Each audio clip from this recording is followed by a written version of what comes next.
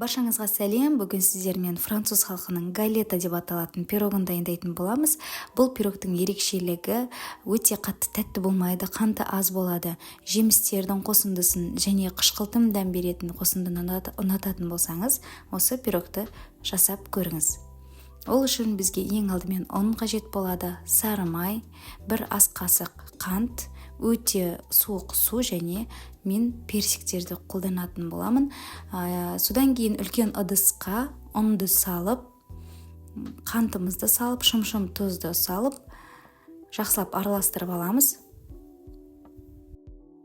Келесі кезекте сары майымызды салып, ұнмен араластырып, осылай жақсылап үгітіп аламыз.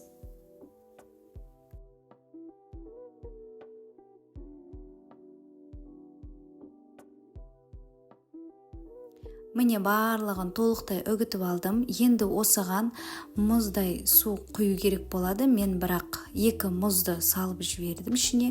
Содан өте қатты суық су болғаннан кейін 4 ас қасық суды қосамыз. Содан кейін жақсылап илеп аламыз.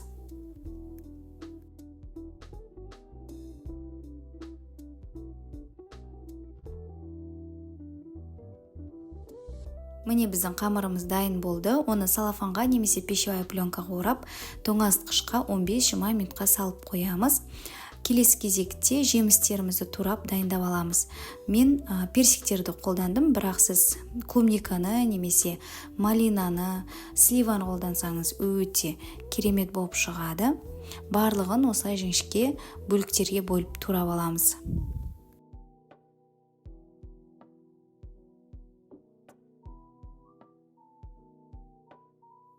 Содан соң қамырымызды тоңазытқыштан шығарып, бірден осындай пергаменттің үстіне илегеніңіз дұрыс болады, өйткені одан кейін ол қолмен алып формаға салуға келмей қалады. Осылай жақсылап дөңгелек формаға келтіріп аламыз, қатты қалың болмағаны жөн.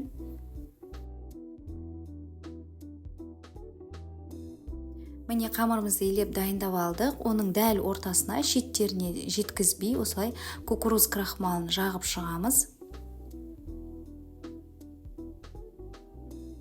Содан кейін сол дәл ортасына шетіне бір 2-3 сантиметр жеткізбей біздің жемістерімізді салып шығамыз.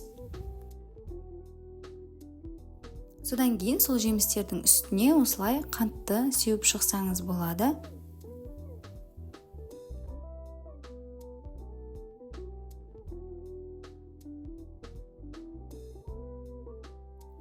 Содан кейін шеттерін осылай жауып шығамыз. Ешқандай да әрлеуді қажет етпейді. Бұл өте оңай пирог болғандықтан осылай тез жасалынады.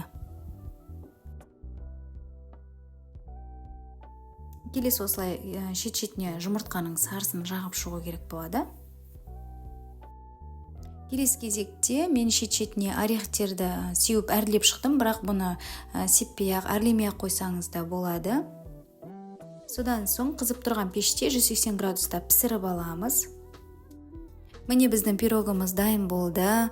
Өте тез, жылдам жасалынады және өте қарапайым ингредиенттерден жасалатын пирогты дайындап көріңіз. Ұнаған болса, пікіріңізбен бөлісе отырыңыз.